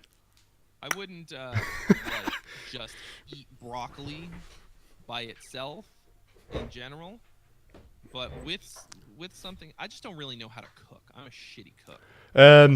I can send you a broccoli recipe that's fucking good. You just make sure that you can eat broccoli like that. It has bacon in it. I feel like that kind of offsets the broccoli a little Yeah, bit, but it's broccoli and some sort of white cream. I can't remember the name of it with bacon. Wow. And raisins. And sorry, what was the last one? I don't know the American word for it. Raisins, you know, dried. Oh, raisins. Yeah, raisins. There it is. Raisins. Dried grapes. Yeah, dried grapes. Wow. All right. Tastes fucking delicious. It's my favorite salad. You don't really taste the bacon. You just say it tastes everything else. The bacon is just there to crunch it up. Wow. More or less. Cool. I can dig it. So yeah, but yeah, like I call it eating the broccoli of whatever it is you need to do because it's you might not like it, but it's very important. Yeah. Which makes me feel like a dad, you know. Well, you gotta eat your broccoli, son. You gotta learn how to use a Floyd Rose. You know. The Floyd Rose, you can make some really sick stuff with it. to be honest, but it's a pain in the ass to changing strings. Dive bombing and squealing, all that fancy stuff. I just have to fucking buy the whammy bar. You don't have a whammy bar? I don't have a whammy bar, so I can't use it. That sucks. You can probably get one on eBay for like $1 though. Yeah, I'm gonna buy one when I buy strings. My other guitar, my single cut, that's actually a Dean guitar. It sounds fucking sick too. I'll use that one for recording too. It's a hardtailed, and the 2 strats is also hardtailed, so it's really hard to dive bomb. On a hardtail, yeah, that'll. That's pretty much impossible. But I feel Wild do it, but... that's Zach Wild. Is that he's a different league when it goes to dive bombing. Yeah. Also a fun thing, the Oriot stuff that you did last year, the contest. I actually was a part of that contest. I tried to mix the song. Wait, which one? The Oriot. When you get. Oriot. Yeah. Oh yeah. I tried to mix a song with no knowledge at all.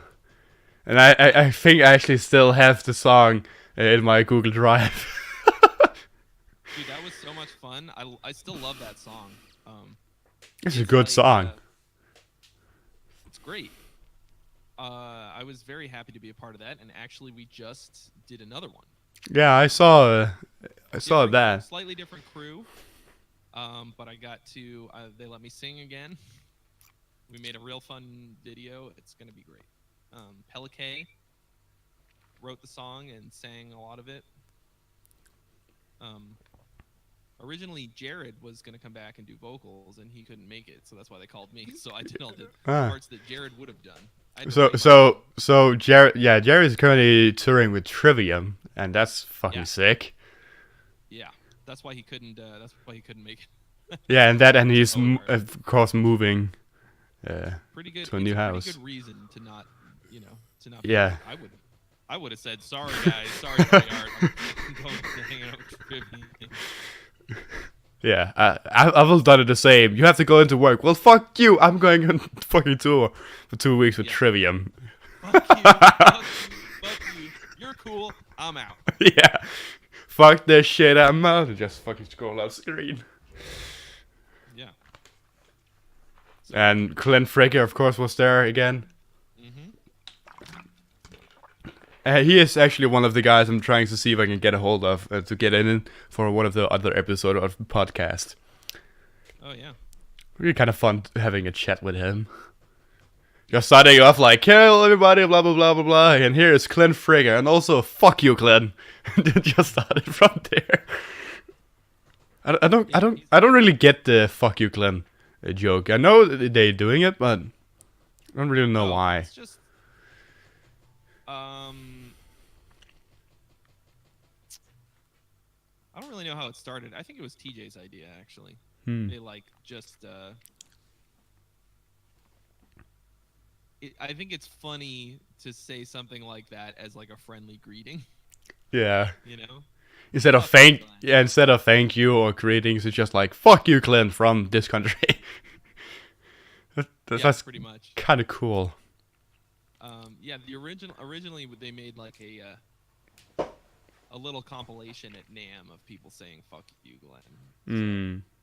I really want to go to NAMM, but it's fucking expensive to get there. Yep, it's not really ideal. You'd probably be better off going to Musikmesse. Yeah, I'm trying to get to the Nail the Mix Summit next year. Oh yeah. And I can trans into Nail the Mix. I'm gonna try to do a little commercial for those guys. So I love those guys. They're fucking amazing. The community is great. All the people I met there is fucking awesome. Isle is a fucking amazing dude. You'll learn really much from it. So I'm just gonna let where the fuck did it go? Here. I'm just gonna let this little commercial run for it, and then you can know how the guy's curly is. Over there in your professional recording studio, or even you over there in your home recording studio, have you spent thousands of dollars on your mixing equipment and it still sounds like garbage? Why can't I nail it? I can't figure this out! Oh, my life! Oh, it's never gonna be good again! Has the stress over your mixes led you down to a deep, dark rabbit hole of crippling despair?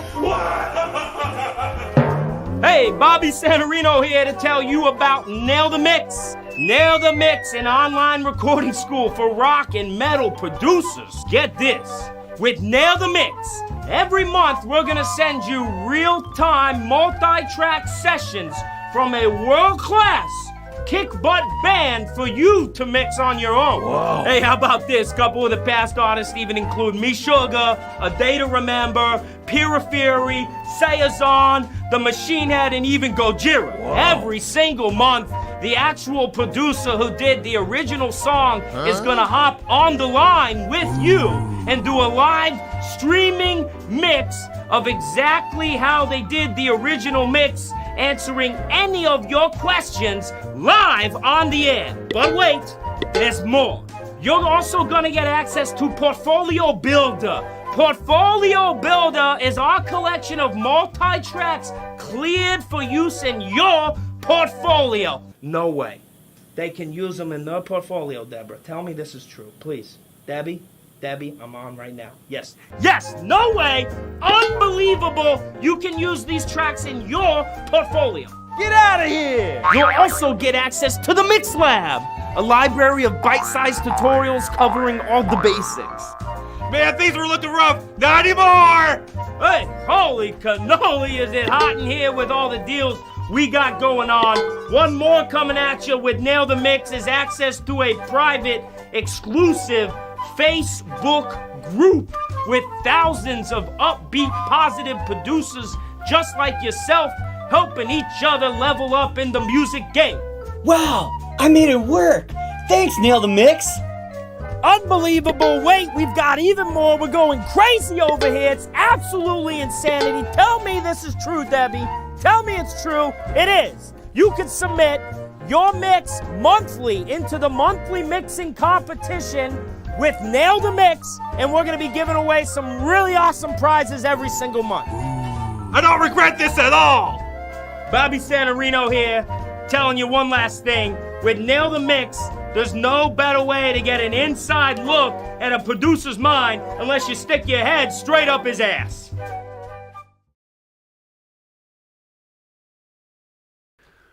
And we are back again, so now you can hear us again, hopefully. That's a fun little commercial. So yeah, definitely go in and check out those guys if you're really into music production. They have sick competitions that you freely can choose if you want to do it or not. That every month, hey, pick up some great guys and you can mix the songs, and if you win, you can get like some really good deals. Like you could get a telefunkel microphone that worth thousands of dollars. You can get block-in deals. You get awesome deals. Yeah, you can win a lot of cool stuff. Yeah. Definitely go check those guys out. And they're not expensive at all. No. It's not that expensive at all to sign up. Compared to what you get and all that shit, what you're paying, it's nothing. Yeah, and if you live in a place where you can't get, I don't know, like can't really get access to those kinds of things, then it's a godsend, I think, to a lot of people. You know, getting stems. I mean, no matter where you live, getting stems is basically impossible. So these guys get the real stems from the real sessions, so it's cool. I'm just waiting for the Slipknot one. That could be so fucking cool. Mostly because of all the things and details they put in their songs. Yeah. So, I think, oh,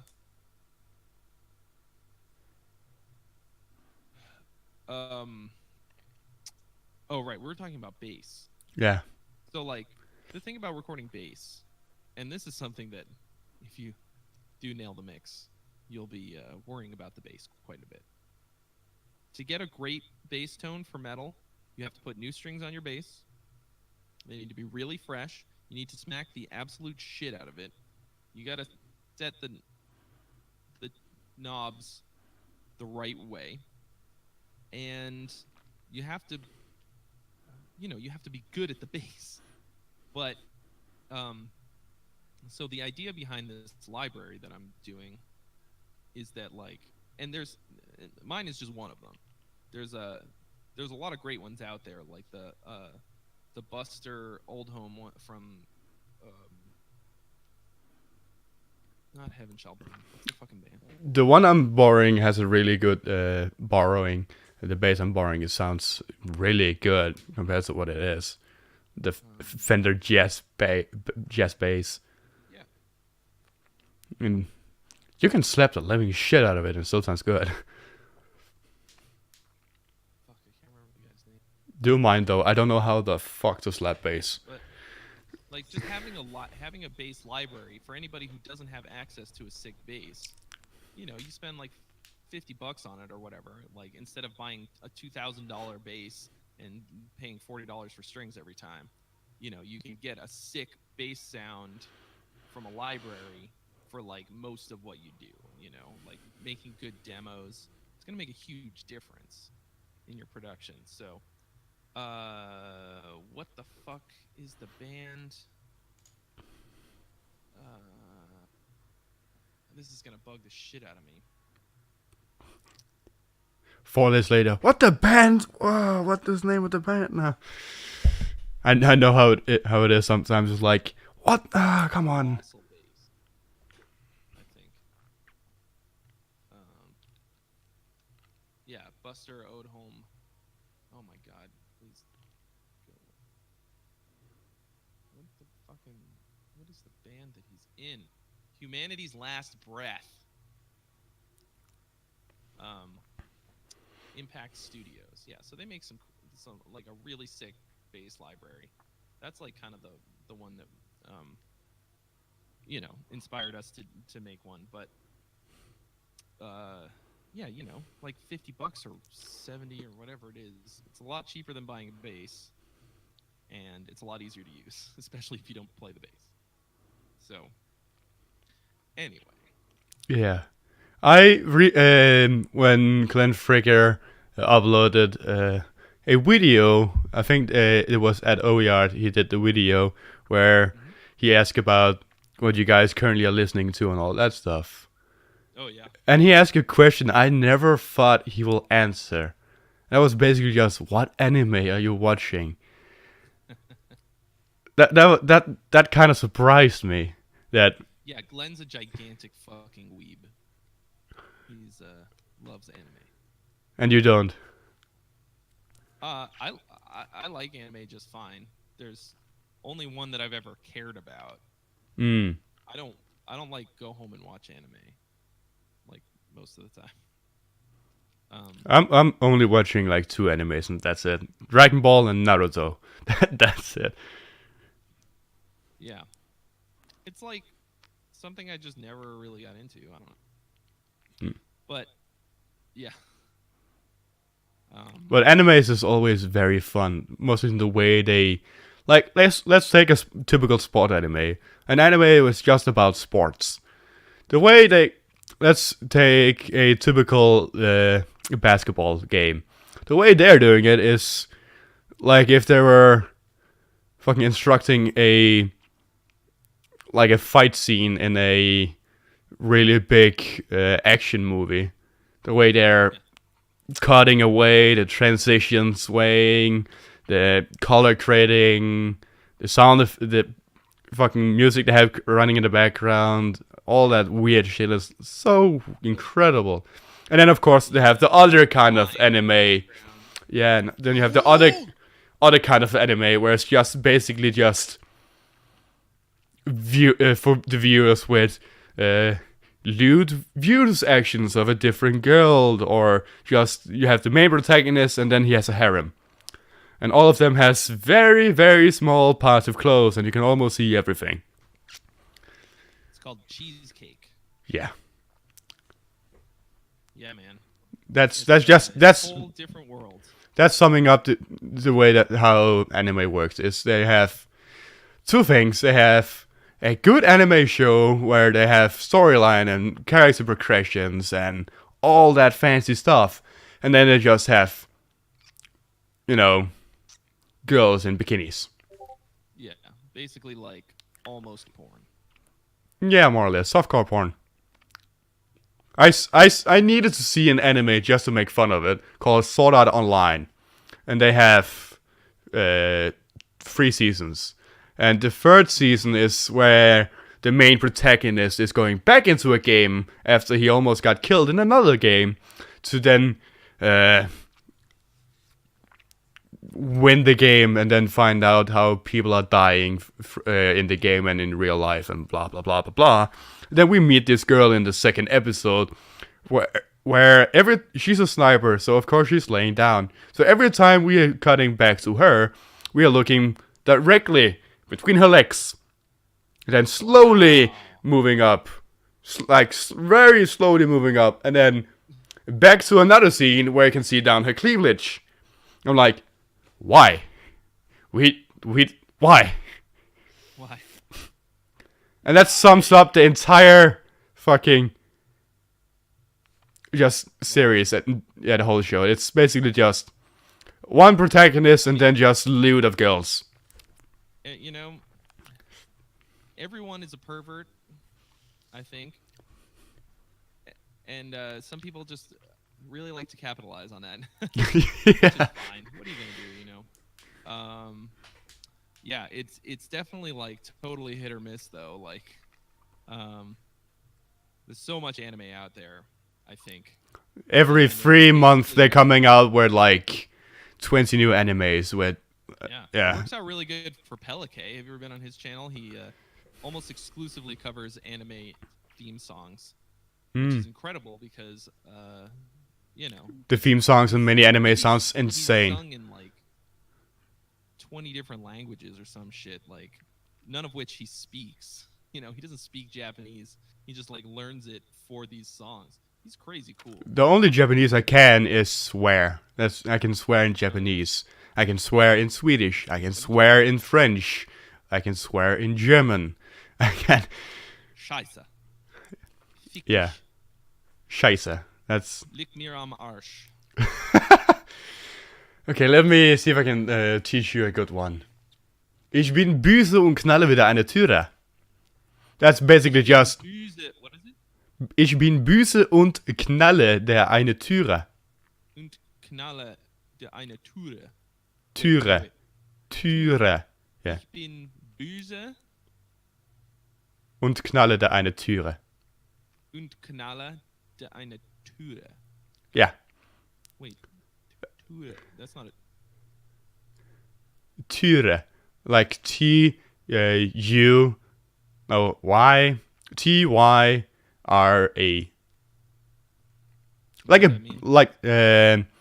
I'm pissed and I'm smacking the doors. Okay. And if you're saying it in Denmark, it sounds like I'm gay and I'm fucking doors. Because bøse in Danish means gay. Wow. So our Danish guy loves to make fun of that sentence. Ich bin böse und knalle. Knalle also in Danish means, having sex. Wow. Knalle means fucking. Knalle means fucking. So we are loving that sentence with like I'm gay and I'm fucking a door, or a bull, because tura in Danish means bull. So I'm gay and I'm fucking a bull. We just love to make fun of that shit. Wow. That's out of control. Yeah. You guys know how to party. Hey, listen, it is about that time. I am starving right now. I'm starting to fade. Yeah, we've been doing it for 2 hours. Longer than I've been expected. Oh, yeah, man. Well, I have no life. But my bass player is going to be here soon. We're going to finish up this in-ear business. So, Thank you so much for having me on, man. This was fun. Sure. Yeah, I've been enjoying it really much. Oh, yeah. I'm definitely going to do more podcasts. good luck with your Twitch stream. I've been auto hosting you this whole time, so hopefully, some people from my channel came over here. I actually think Cricket is from your dude. channel. So everybody who's in here right now, all you many thousands upon thousands, I met Mr. Jonas via our Patreon. So the Gear Gods Patreon. So if you want to get in on some awesome Gear Gods Patreon action, head over to Gear Gods. We are very active in it. .com/GearGods. Yeah, we are very active in the Discord every now and then. We just talk about gear or whatever we want to talk about. Yeah, We're enjoying it. It's pretty fun. We're actually streaming this via the Discord chat, video chat thing. Yeah. This is currently Discord. Yeah, man. Thanks again for having me on. And thanks for coming over. Yeah. I guess I'll see you in the Discord. Yeah, definitely. Or whenever I'm like, hey, do you want to try and do this project? If I come up with something. Yeah, man. But yeah, it's been enjoyable 2 hours of I've been looking forward to this for 3 weeks since I popped in that stream. And now you're disappointed Yeah, that it's fucking finished, so that it was not. I wanna keep going. I don't wanna go. Well, okay. Bye everybody. I don't know. I'm gonna hit the off button. Peace. yeah. See ya. Bye. So I'm gonna see if I can put it over to just editor. Just haha. Okay. Well, it's been very enjoyable, and thank you all, you guys, for tuning in, and thank you so much, Trey, for wanting to do this with me. I hope that I'm gonna do this again. I'm definitely trying to do it, and I'm definitely trying to get a hold of the other guests I have in mind.